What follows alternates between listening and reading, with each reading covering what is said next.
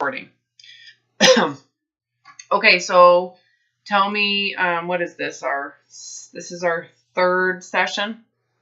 Yeah. Fourth, including consult. How are you doing? Where are you at? Well, I talked to you on Thursday, and so I was just kind of eating the protocol food because I hadn't injected myself on Thursday. Yes. And you decided to stop the protocol. Yeah. Okay. Yeah. So I was feeling under the weather anyway, so I just basically, that was fine for a couple of days. Yeah. And then I just kind of was, eating normally to hunger, but I was in the grocery store and I started reading labels, but it was totally like a automatic response. Yeah. It doesn't matter. What? It doesn't matter anymore. Yeah, exactly. So it was just something I did out of the rote. Yeah, habit. How did it feel? How does it feel that it doesn't matter anymore? You literally don't need to. It's a very big relief. Yeah. Huge relief. I realize I sometimes don't know when my signals are a little off, I feel. I haven't overeaten. Sometimes I don't really know what I want, so it takes a while for me to figure that out. Yeah, well, because you've got so much brainwashing in the background going, what you should eat, what you shouldn't eat, right? And to ask yourself the question, what do I actually feel like? You might not feel like much. Yeah. That's not uncommon. That when people finally surrender this whole thing, a lot of people think, oh, well, what's going to keep you from binging? You're not going to be able to control yourself. And then in reality, you get that freedom and you're like, I don't even know. It's almost like it's just, it doesn't matter. Why does it even matter? And there is a little bit of a sadness. I don't know. I remember kind of being like, I can have any peanut butter I want. I can have... And it was just like the kind of after effect of war. I don't know if you feel that at all. Yeah, well, I actually was crying in the grocery store because I felt so sad about how, even when I think back to being a little girl and oh my gosh, it's been so long and it's so sad. It's really sad that, Yeah, well, the good thing is that hopefully you've come out of it. Thank goodness I recovered from it. But the truth of the matter is, it is sad.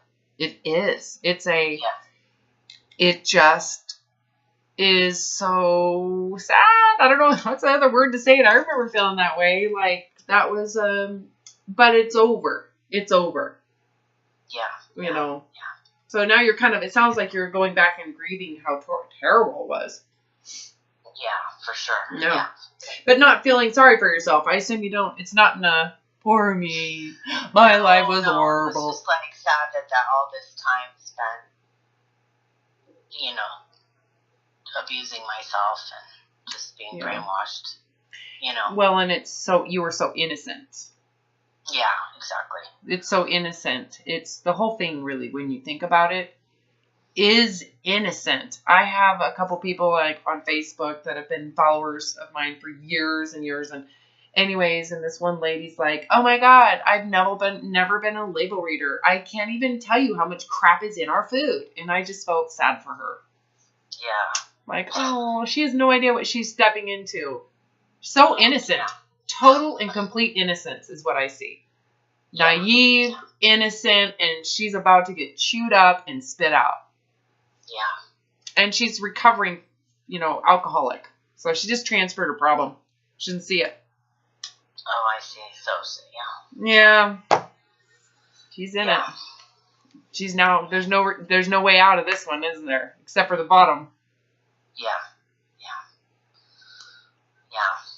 I've talked to some people who've recovered from other addictions, hard narcotics, alcoholism, and this they say is the hardest thing I've ever done because it really gets to the core of who you are.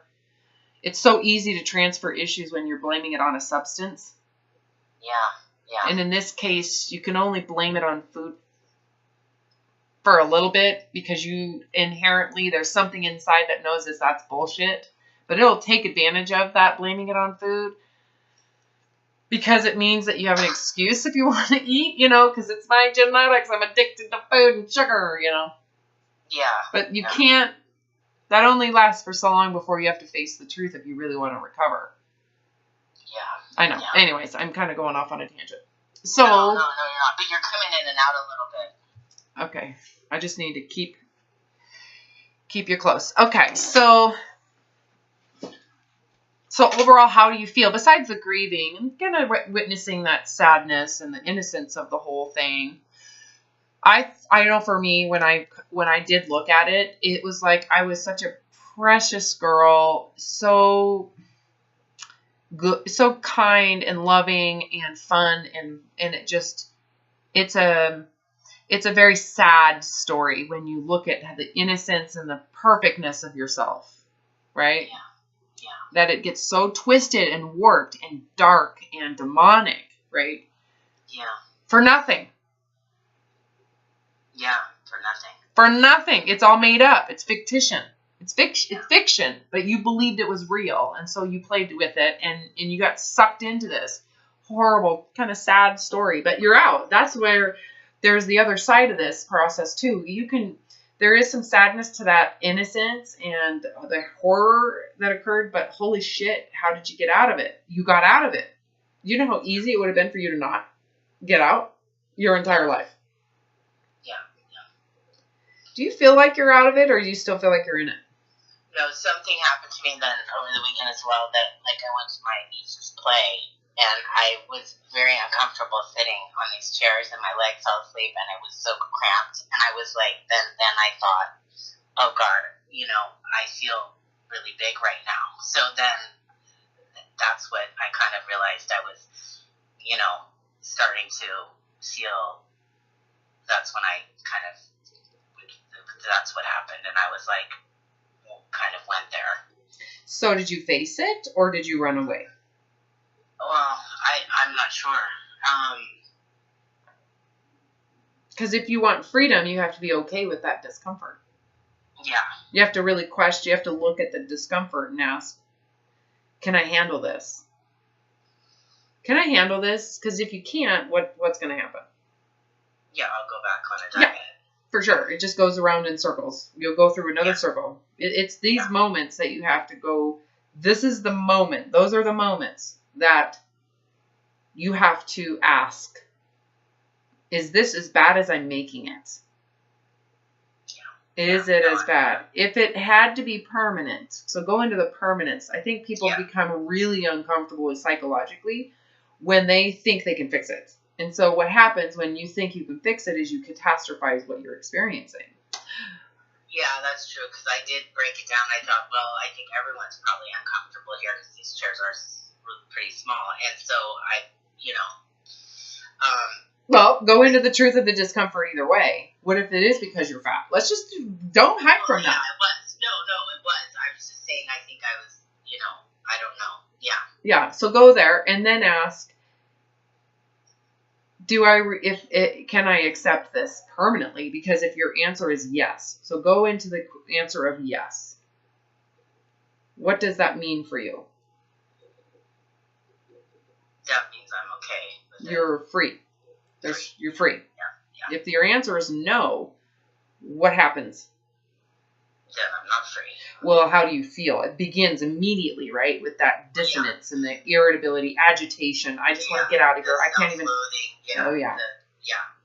The darkness shows up. Yeah. And you're probably going to binge that night. You would have binged. No, totally. I didn't. I did think about it a lot. No, I didn't. Oh my God, that's awesome. I did try to go over it in my mind. Wow. Good for you. But when I hear the word permanence, I do get, I'm not going to say something goes, like I listen to, when you're talking about permanently, that word, I guess, brings up some stuff for me. Good. Well, let's do it then. Mm-hmm. Because if it's not permanent, then it's not. Guess what? Guess what you get to do? Suffer some more. Yeah.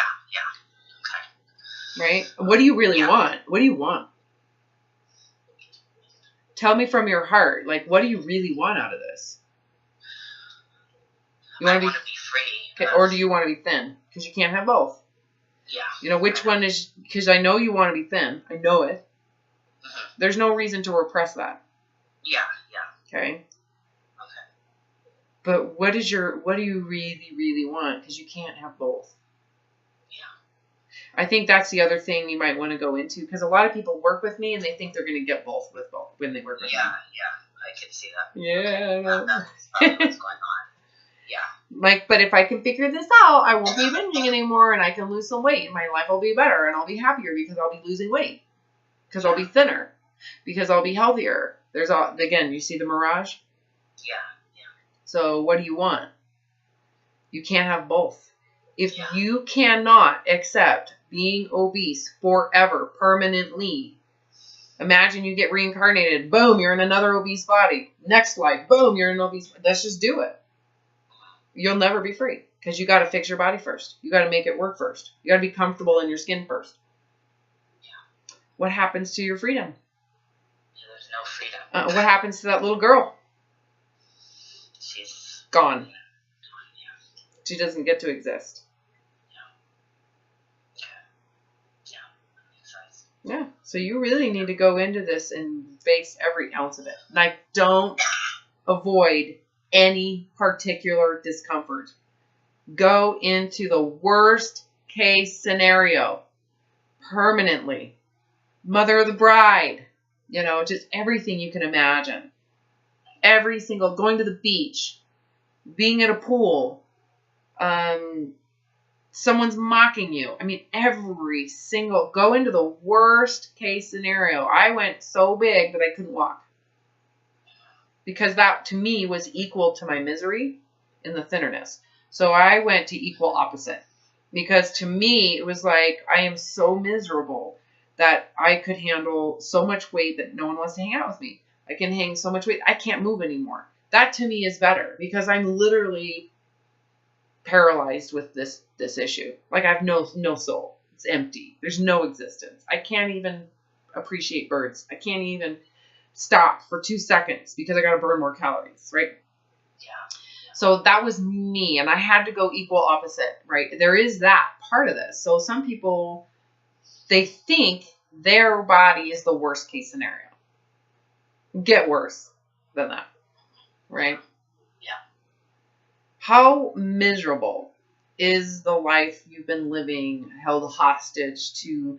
Not just dieting, but it's the actual shame around food, fear around food, the constant need to check labels. That's a symptom right there. There's science about that, reading labels and the issues with it.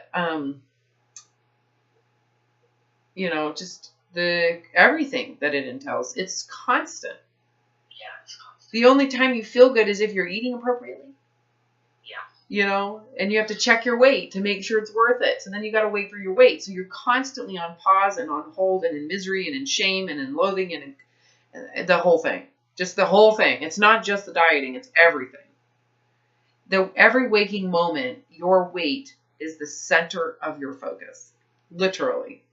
You can't go to a function without feeling bad about your weight. Yeah. Okay? So can you see why you would want to be thinner? Yeah. But not realizing that the desire to be thinner is why you feel so bad about you at the function. Yeah. It's built into this concept of thinner is better. You wouldn't feel bad about your weight if you didn't believe that you had to be thinner. Yeah, I know. If just walking around and there's no one talking about it, if it was the thing, it wouldn't matter. Oh, it's exactly. It's like, but I feel so bad about my weight that I need to be thinner. Well, you wouldn't feel bad about your weight if you didn't need to be thinner. Right? People don't see that. It's like you have to see it. Yeah. What? Yeah. Well, that's the cause. It's like, what? A paradigm shift around looking at the same thing and seeing it for what it is. You would not have felt bad about your weight if you did not believe you had to be thinner or that thinner was a better thing. Yeah. You would have just accepted, I'm uncomfortable. My hips hurt. For some reason, my hips hurt. I'm having arthritis. I'm having inflammation inside the sockets right now. Do I have something I should blame? No. Why would I do that? If I do that, that means I take my focus on fixing what that is. I'm doing yoga. So I just accept it. Could you imagine if I was pissed off about my weight? I would blame everything on that. I would blame my hips on that. I would blame my arthritis and my lower back on that. And all of that would be projected into dieting, which would then be creating this distortion and this kind of pressurized relationship with food. I would be partying this weekend saying, fuck the diet. I would then start on Monday because my hips hurt. That's your whole life. Yeah, I know. You get my point? Yeah. So your whole life has been devoted to this. So you can either get the freedom from devoting yourself to this, or you can be thinner. So in order for you to get that freedom, you have to let go of what you get out of being thinner. There's something you get out of it. Chair discomfort relief. That's what you get out of it. I get relief sitting in chairs. Okay. Is that worth it? Is that really worth what this takes? So now you have to think, you got to think about this. Is it really that bad that I'm willing to go into a psychological state of shit? Yeah. Yeah, I'm not saying you're not uncomfortable. No, I know. Yeah. I'm just saying, can you handle it? Because if you can't, guess what you have to be able to handle? Going back into your whole life fixated on fixing it. For that moment. So go into permanence. For the rest of your life, that's what it's going to be like. Is that worth freedom? Because that's the cost. Yeah. At this point, there's a cost to your freedom. It's gotten so bad, you have to go out the bottom. There is no free way out of this. Yeah. You have to accept consequences. You have to accept damage is done. You have to accept the cost of that lesson, right? Because there was a lesson involved.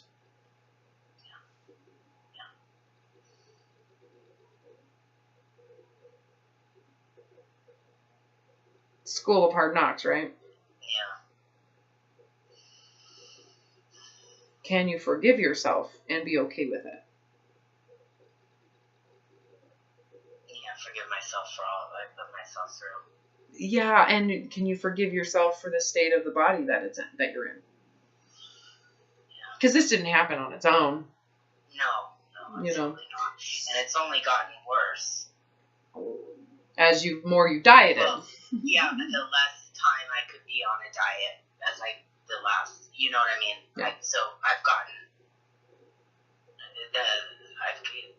my weight's just gotten heavier with dieting. Yes. The less time I can actually do it. Correct, because it's more strict. The worse your weight gets and how you feel about it. The worse you feel about it, the more strict your diet gets. And what happens to your food issues, the more strict you are with your diet.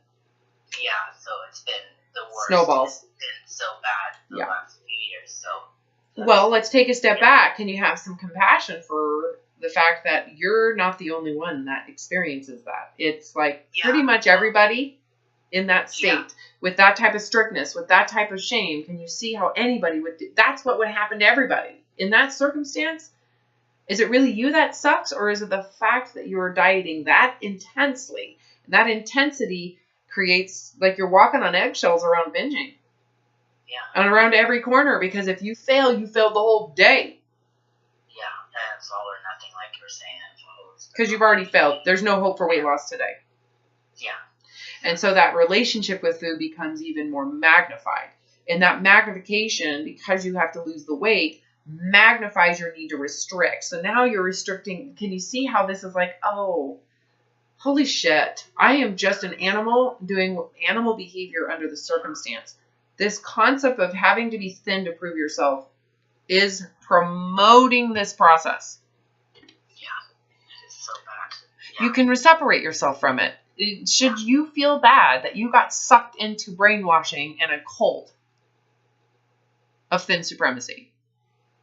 No, you're totally innocent. You're innocent. You didn't know this. The diet industry isn't coming out and telling about all the statistics about how everybody in it is gaining a lot more and more weight, and the issues with food are magnifying, and everything is terrible. Yeah. That poor girl who's now reading labels, she has no idea what she just did, what she's getting involved in. Yeah.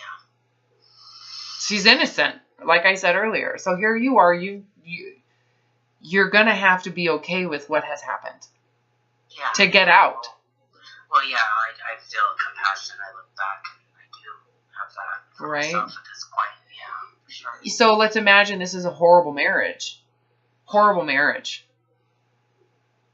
You're going to be in a shelter to get out. Think of it like that. Yeah. You can either stay in the marriage or you can get out and have the humility to just accept damage is done, and you got to start at zero.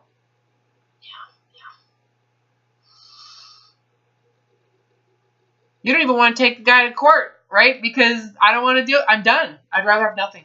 Nothing. I'd rather have nothing, live alone, be homeless, so that I can have my freedom. Yeah. That's where you're at. And so you have to be okay. Are you okay being homeless? You okay not fitting in a chair? You okay no one's going to like you? You okay everybody thinks you're a loser? You okay? You got to be okay with all that, because all of that isn't worth what it takes to reach some fantasy that doesn't actually exist. Yeah. You're chasing a fantasy that is unreachable, untouchable. And guess what? If someone can reach it and touch that fantasy, good for them. Yeah.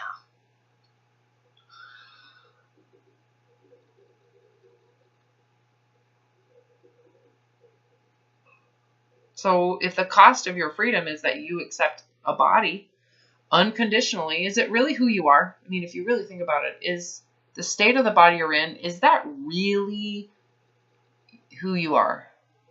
No. You're just saying that. No, I'm not. You're feeling it? You're feeling it? Yeah. No, I am. Okay, good. Sometimes I gotta be like, you sure about that? I want to make sure you're getting it. Yeah, no, Did you just say yes? Yes, sir. Yes, ma'am. No, it isn't. I mean, you're inside. I mean, who you are is not, your body. So you really get some clarity around that. The physical body, what do you have to do with it? What have you done, really, if you think about it? What I've done, I've tortured it. Well, you tortured it, but it's actually done a good job responding to that torture. So the body fat is what it's supposed to do under those consequences or circumstances, right? Yeah. Yeah, so it's doing exactly what it's supposed to be doing. Totally. And what do you have to really do about that? Think about, what do you have to do with how it's working right now? What do I have to do with it now? How it's working, yeah. Nothing. Zero. Yeah.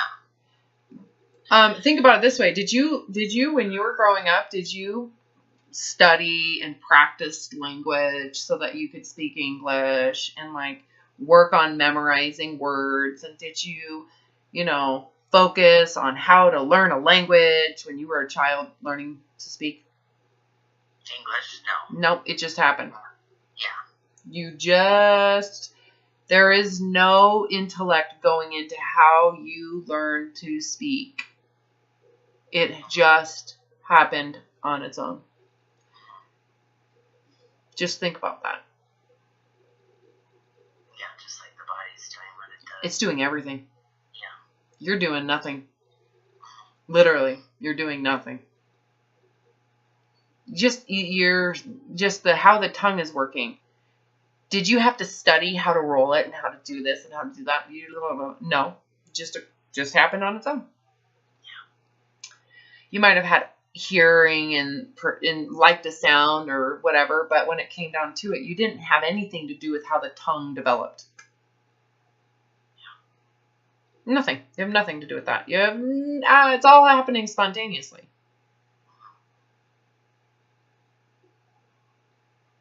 You're just aware that you're alive and there's a sense of you, right?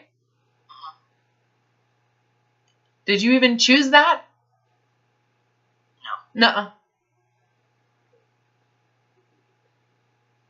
You've done nothing. So when you think about it, what you're experiencing, you're just a witness. You're just witnessing all this shit. Yeah. What do you really need from a body to do that?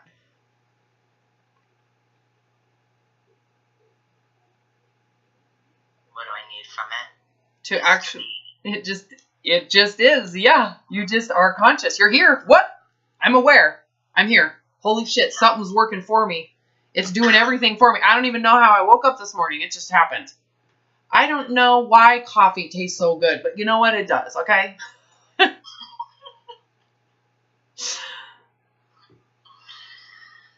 There's something about, I'm wearing a camouflage hat. There's something about it. Why? I don't know. Could be my childhood. My dad was in the Air Force. He wore camouflage. He wore flight suits. I don't know. I really didn't choose it. I know that sounds a little ridiculous, but it's kind of like, it's all spontaneous. I just enjoy what I'm doing.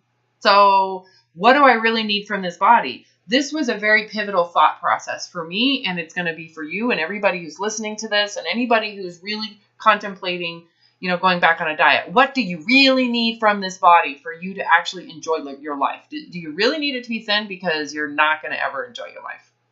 You're going to enjoy your thinness in your narcissistic state of self-centeredness. You're going to live in misery, right? Because if that's all you're looking at, there's so much you're not getting. You've just eliminated like an infinite amount of life to fixate on the shape of your body. And everything it takes to try to force the body to look a certain way. You still don't even appreciate it when you look that way. Because someone else looks better. My shitty body. So true. You're not appreciating. This is why catastrophic physical events just rips people out of it. It's like, what happens if you get in a car wreck and you lose your legs? I wouldn't give a shit. Well, yeah, no, duh, because it's dumb. You'd actually start appreciating the body, but you got to lose your legs to do that. Yeah. You got to go blind. Yeah. You can't just see it for what it is and recognize that you're doing nothing. You deserve nothing. It's happening whether you deserve it or not, to be honest with you. Spontaneously occurring, and you won't even appreciate what it's providing you consciousness. You're conscious, and you didn't even ask for it. It just showed up. Here you are. What do you want to do with it? You're going to sit there and take that consciousness and turn it inwards and hate on the body? Doesn't that just sound ridiculous? Yeah, it does. I mean, it really is.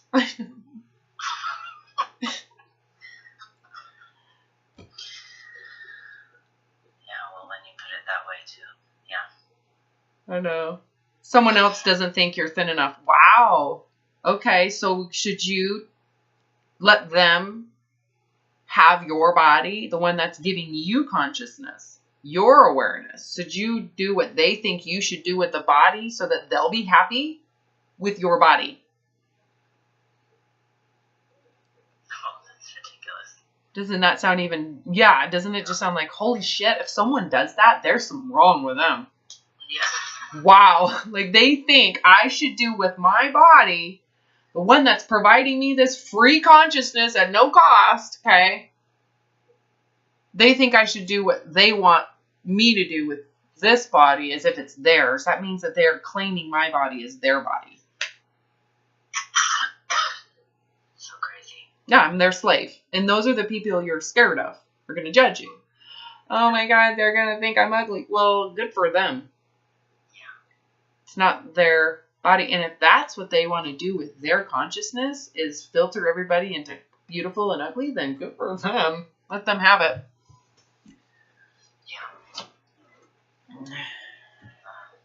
Okay, so I'm on a rampage. Here I'm on a rampage.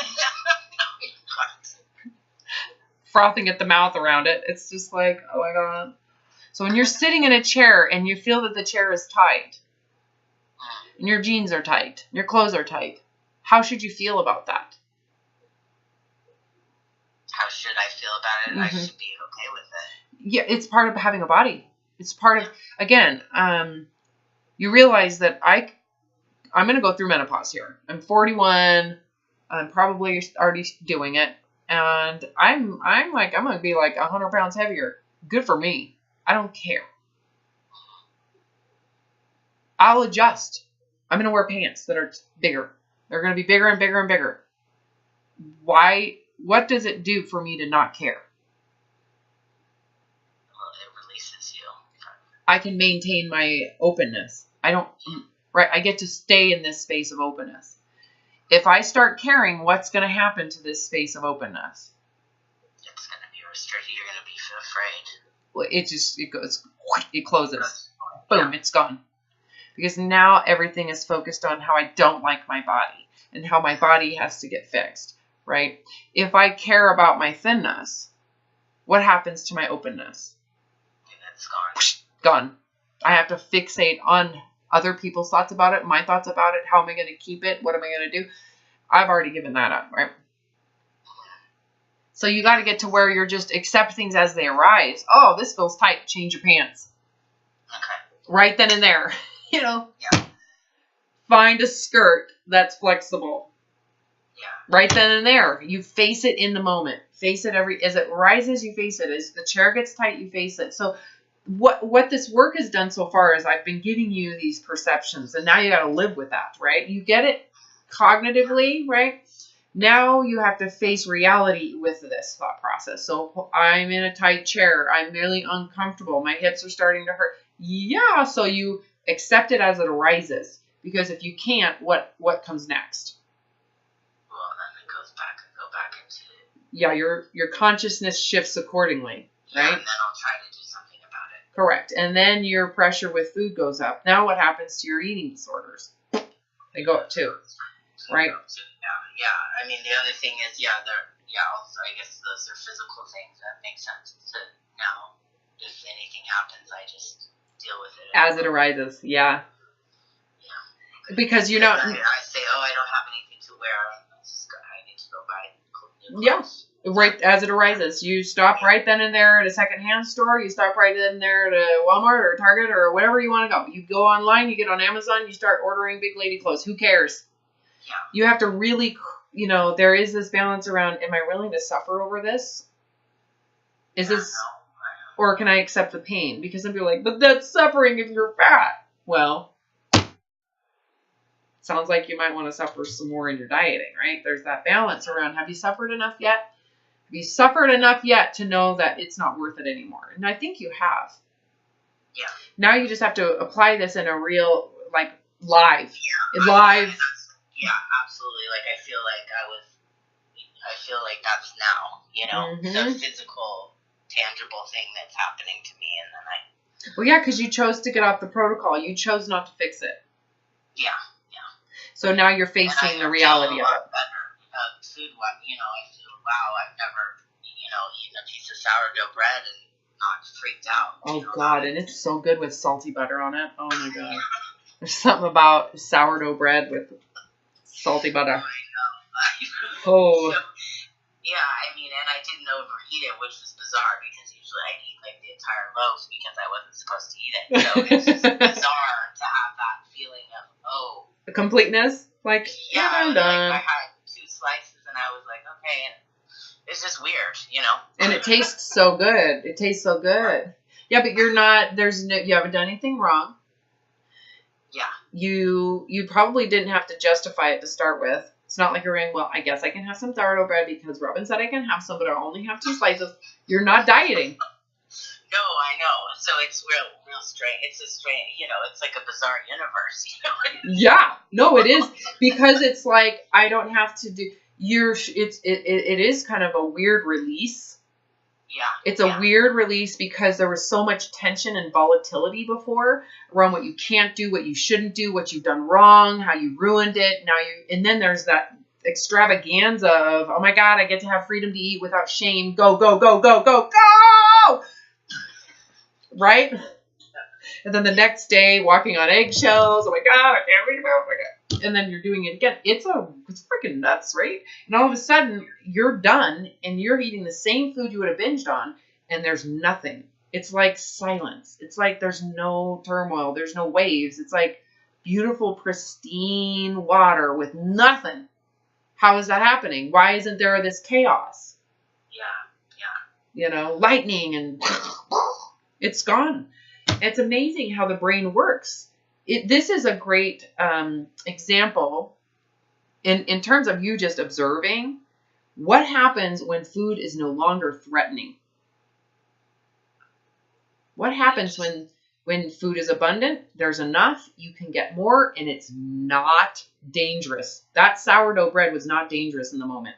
What happens to how you relate to that food when everything is abundant and it's plentiful and it's safe? How does it feel? Oh, it just feels so relaxed. Yeah, like, And you could, and that you don't really care. It's not important. It doesn't have so much power. No, but did you notice, however, that it did taste better? Oh, yeah, because I never tasted anything when I binged. I can't taste anything. I couldn't say that again. Say it again. When you're binging, are you even tasting the food? No, it's disgusting. I mean, it's not even going to. You don't even taste it at all. You're not chewing. Stuff you don't even like, really. Just because, because it's bad food, you can't eat it, and you need to get it in. Yeah, you're just gravitating to the worst case scenario food. Like I would go to the gas station and buy gas station pastries. I am not judging that. Okay, that was not a judgment. Okay. Yeah.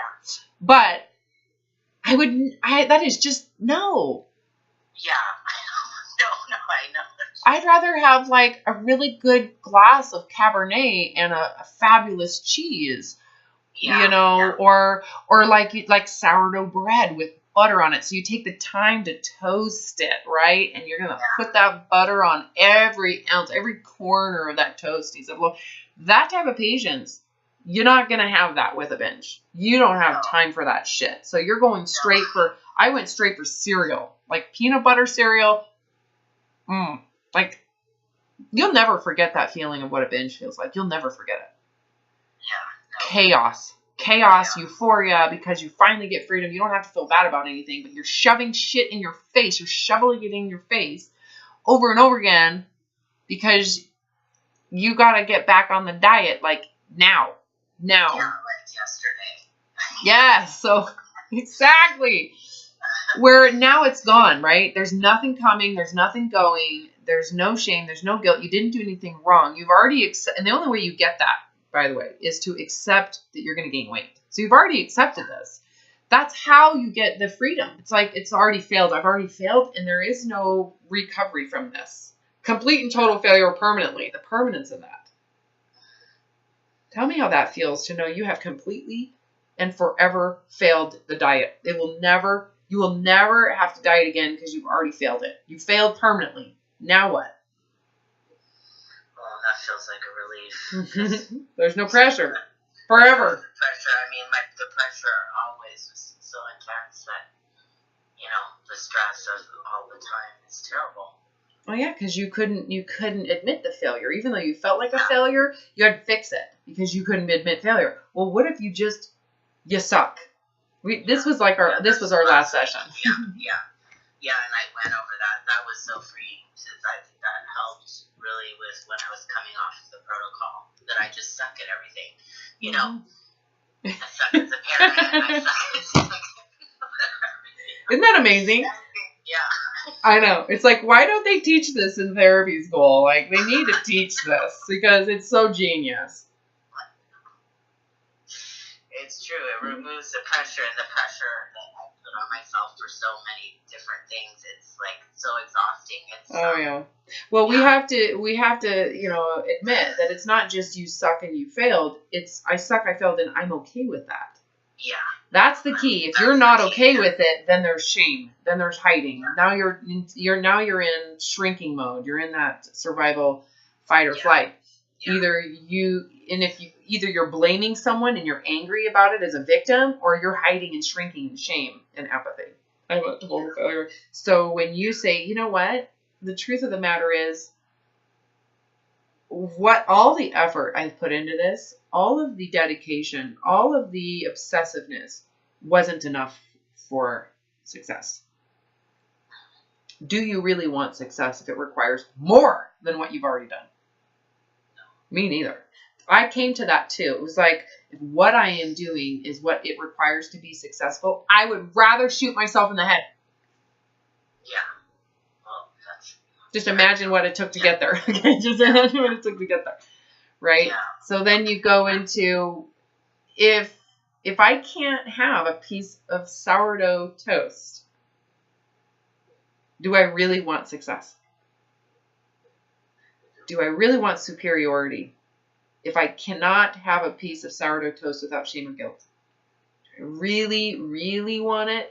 And why am I being shamed because I don't want it enough? The truth is, I don't want it enough. It's not like that. I'm not gonna continue to live in a contract with the fucking devil. I'm living in hell for a proof of I'm superior. I'd rather be inferior. Yeah. I'd rather be the fattest, the laziest, the slothfulest. I would rather be everything that this entire system shames and fear-mongers. I'd rather all that. If it means complete and total truthfulness with myself and freedom to be truthful about who I am.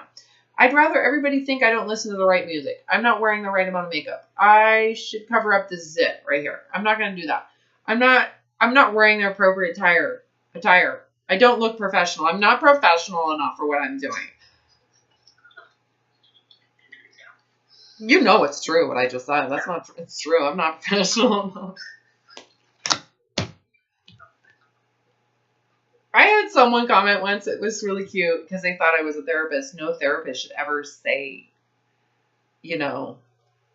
she shouldn't be saying that. And I replied, I was like, you're right, but I'm not a therapist.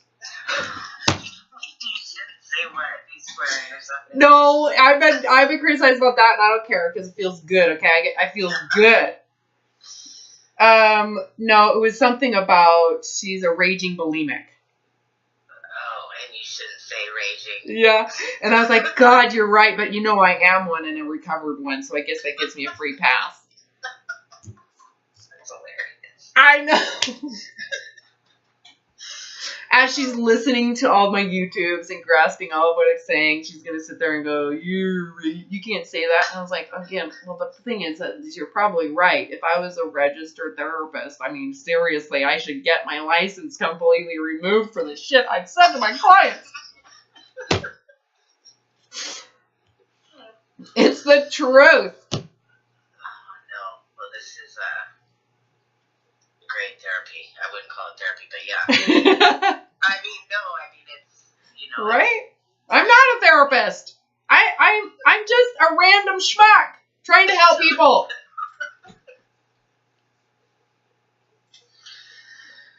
Well, I think it's great what you're doing. Well, it is what it is. I'm not sure it's great, but if it works for you, good. I'm not gonna claim greatness here, people. But if it works for you, awesome. Because whatever this is, it worked for me. I'm just trying to relay whatever happened to me to you. And if it works, awesome. If it doesn't, find what does. Yeah.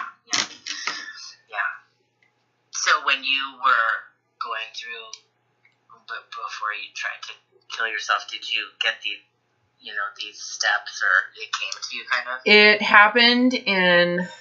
it took a lot of suffering for me to get to this point, right? To the point where I was like, I'm hopeless. So I went into this total state of doom, apathy, and hopelessness. And I realized that there was no way out. So I came to some realizations, and it's true. What you're doing, there is no way out with what you're doing.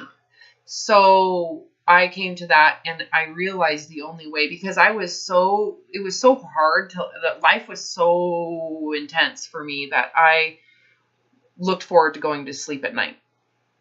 Because it was like a temporary moment, like I was dead, essentially. And then as soon as I woke up, it began. you know, what's my weight? I have to measure my waist. And it became, the anxiety was huge, right? And I realized I remember thinking, what if I just kill myself? And that it was so like, that would end it all. It was so relieving. Yeah. It was like, I could feel how it would bring me peace. It's over, you know? So you can imagine, like, when I hear someone has committed suicide, I have a lot of compassion for that person. Absolutely. Yeah. No, it doesn't. And it's so ignorant for people to go, but what about his family? Are you kidding? Is his family knew what was going on? Yeah. They wouldn't have supported the way he was living. They would have totally, things would have been different. But when when you don't know why you're in that state, you don't know how to verbalize it. How can you get help? You go to a therapist and they say, oh, you have a disease. This is a genetic thing. You're an addict. Like, it's a disease. Like, you're going to have this forever. Yeah. They might as well hand you the noose, give you the gun. Yeah, and then they give you some more depressed. Oh, and that's yeah. The whole disease model to me, is just like, big downside to it. So yeah, for me, it was, I had decided, I'd made the decision very peacefully in my mind that I'm done. And it was the most beautiful, loving decision I could have made for myself. I have a very different perspective on suicide than most people, right? Yeah. And I started to grieve my life, and I started to open myself up to ask how this happened. How did this happen? The sadness, because I realized I was such a beautiful child. Like, my heart is just so pure and kind and loving. And I loved Rainbow Bright. I loved the rainbow. I'm really aging myself here. I loved the rainbow Care Bear, my favorite. I love strawberry shortcake. I just love everything beautiful and kind and loving and nice and pretty. And, you know, that beauty in flowers. I've always been connected to bumblebees and nature, and this weird connection to just beauty in what it is. Not beauty in the concept of what that is. That's brainwashing. I'm talking about the presence of just trees as they are. And it went away at a very young age, you know. And I started grieving the tragedy, because it was tragic to me that this was ending the way it was, but I had no alternative. And so it was in that process of grieving that and really going through that I think I opened myself up. And the only way I can explain it is that I had an out-of-body experience. And in that experience, I also realized I could have died in that moment. I felt that I had a choice, that I could die and I would just be done. I could leave the body, and I felt it. It was the most amazing experience. But I didn't know it at the time what was happening. I just felt like I was in deep contemplation. It was very visceral. And I had these experiences that just took foresight. It just took thinking about it. I'd go into thoughts about something and this information would show up, right? And I'd physically feel the experience. I don't want to bore you with this whole experience. No, I'm very interested. No, I just a lot of stuff you said about losing that when you're little, you know, it was so sad. It was, I just mourned. I felt so much compassion in that moment. There was so much compassion. It brings me to tears. Yeah, no, I know. And I felt that about myself as a little girl. And you're talking about Rainbow Bright. I'm 45, so we're, you know. Yeah. So it's the same kind of stuff. But even being in nature and stuff, it's like you can't even be in the present moment. Oh, you can't. You can't with this, because you're so self-centered. You're so, because you're preserving. You're in fight or flight. And that's why I don't judge it. It's like the narcissist isn't. Functioning narcissists are in so much hell. There's so much hell that they are constantly in self-preservation. Constant meaning even the ones that are the biggest dickheads on the planet, they're truly that child just on a magnified rage of pride, you know. Yeah. Willing to kill everybody to preserve their pride. Anyway, so yeah, it came to me. I believe it had to have been guided. There's no way you can have these awarenesses. I mean, I take that back. I guess you could if you're open to it, but I had to have been guided in that moment to the point where I was willfully dying. You know, the willful willingness to, you know, as things come up, to accept them. There had to have been guidance. There was no person doing it. Right. So it was God. It was whatever you want to call it. I don't know. Yeah. Who knows? I don't even want to say that. It was just definitely a guided process for me, but it came in this intense grief of the life that I had lived up to that point, and this in the humility of surrendering it all to God. I remember surrendering it and saying, because I felt like my concept of God was so warped and so distorted from the religious upbringing that I didn't feel I could call on God. I didn't. And I felt the concept of Jesus was only for people who didn't sin. Which is, in hindsight, is hilarious. Because I really actually did feel connected to this concept of Christ as being raised as a Christian. The New Testament was my favorite. There was something about it. Anyways, so when I went through this, I remember feeling like I am surrendering to this will of what it is, to the will of God, to the will of what is real, what is reality. I will surrender to that. And if I am to die, if I am going to become morbidly obese, if I am going to dissipate into extinction, there will never exist this essence ever again. I will surrender to it because I am running from it, and I'm done running. And that moment right there was, I've never been the same. I've never been the same. I can never go back to that previous concept of self, right? And so far, you know, the 20 years since that moment, I have just tried to stay in this space of truth. So what is it?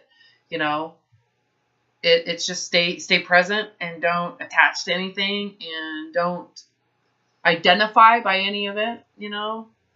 It's just this practice of staying in this space. And it's been difficult having kids. I'm not going to lie. It was like for 2 years, I was in a totally different state of existence with a lot of nature. Like I could feel the trees. Everything was illuminated. It was like living in a state of constant loving bliss for everything and everyone. And then I had children, and then all of a sudden it's like, holy shit, reality with kids. Now I got to deal with this kid. What if they die? You know, and now it brings back all that animal stuff, you know? Yeah. So now I'm having to learn to blend the two. I am still having a hard time. My goddamn kids, I'm going to wring their necks. Freaking put the stuff in the dryer. Hold your clothes, damn it. Put it away. Kind of hard to stay with that when you're dealing with your children. My son has this thing about killing flies and leaving them in the windowsill. There's like 7 dead flies in the windowsill with like... Yeah, so there goes my bliss. Yeah. That's hilarious, yeah. Oh my gosh. And then there's him driving a stick shift, right? We got him a little truck, and it's a stick shift. Just learning to drive. A stick shift. Oh, a stick shift, yeah. And I'm just like, so there we are. There's my humanness, right? Yeah. I can't get rid of that. He's going to stall at a stop sign, and everybody's going to honk at him. That's being nerve-wracking. Oh my gosh. Right? There goes my bliss. There goes my, you know, I went back down. I can handle a stall and people, but, you know, when it comes to my son, the pressure. Yeah. Oh, that's funny. Yeah, well, because I'm real. I'm human. There's so much humanness. Why can't we just reside in that and just be okay? You know? You had a moment sitting in a chair feeling fat. No shit. You've been brainwashed your whole life to think that that was a horrible thing and you can't handle it. Well, guess what? It just takes a little bit for you to go, hold on. Let me get my bearings. Yeah. I can handle this. Going back into that hole. No, thank you. I'd rather not fit in a chair. I'd rather wear a muumuu. You know that those are really kind of cool. They got some good muumuu fabric out there. Oh yeah, or the cast. I've often thought about that. Again, I'm like, someday. I've accepted the fact that I'll be 500 pounds. I am really kind of excited to wear a muumuu, and I'm saying that with total. I'm not joking. Yeah. In fact, they do make them. I saw some like the Hawaii print. Yeah. I should just go get one for myself. Yeah. And wear it on my front porch. I am so that neighbor. I am that neighbor. That's very cool. Oh my gosh. It would be kind of fun to see what seriously, if I'm being true and real, how weird I seem to people who right? No, you don't seem weird, really. I don't care. Clearly. Oh, you should wear it on your sessions. Oh, with my pink glasses? Yeah. That'd be awesome. Oh. Well, this is really good, Robin. Well, it just comes to you. It's like getting divorced. When are you willing to just do it? And it permanently. Yeah. And, when most people who are dealing with this, obviously depression goes hand in hand with it. Of course. Yeah. Of course. You think a lot of it is because of the brainwashing, not necessarily something outside. It can be a lot of things, but it's worth getting rid of the brainwashing. You have to look at your environment, right? How we respond to our environment. You can't just say, oh, that to me is a cop-out. And I'm not saying it's not true. I'm just saying if a doctor says you should, you know what? You might want to question the environment, the belief systems, the patterns of what you're doing. And there is a time and place that people need medication. I'm not against that. Oh, no, I didn't really mean that. I just meant, in general, as far as this belief system causing depression. Totally. I think that's way more common. Mm-hmm. Yeah. Perceptions, you got it. And how it so conflicts with our nature. And then feeling bad about our nature. And then repressing the fact that we feel bad about ourselves. And then what repression does to us, right? I mean, just the layers and layers of how this impacts not just our physical well-being, but our spiritual existence. Yeah, for sure. Yeah. And I do think that I was suicidal depression. It's ugly and it's dark and it's understandable why people do what they do from within that. Oh, yeah. To me, it's like, that OCD part, that's understandable. The obsessiveness, the compulsiveness, the weirdness, the addictions, all of that to me is like, there's a lot of compassion for that. It's real. Yeah, for sure. To me, those physical, the fighting aspect of trying to survive. Why do we judge that? Why do we judge the dieting? Right? Dieting to me is like, of course, but you think you're going to get something out of it, not realizing what it's actually doing to the animal brain. We don't need to sit here and judge the diet industry. They're providing a survival need. Right? Yeah. Even though what they're providing as a need completely becomes threatening to a different need that is bigger and more important. Right? Yeah. So it's understandable. Yeah. It's just at some point, when do you admit failure and stop drinking the Kool-Aid? Say, this Kool-Aid isn't working. This isn't right. I have to admit that what's going on isn't working. We shouldn't have to drink the Kool-Aid. Make sense? There's a point at which everybody has to get a concept of themselves that is not physical. Yeah. That isn't about materials. That isn't about systems, other people liking you. You have to, I think that's an evolutionary thing too. Don't you agree? Yeah. Like we're all animals. We got to at some point break out of that self-preservation aspect of ourselves. And to do that, you have to go into your own self-concept, independent concept. You have to become autonomous. You do have to take responsibility. There's a responsibility that you have to be willfully taking in that. And it has to come from the truth and not some lie or concept that is outside of yourself. That is not easy to do. Yeah, for sure.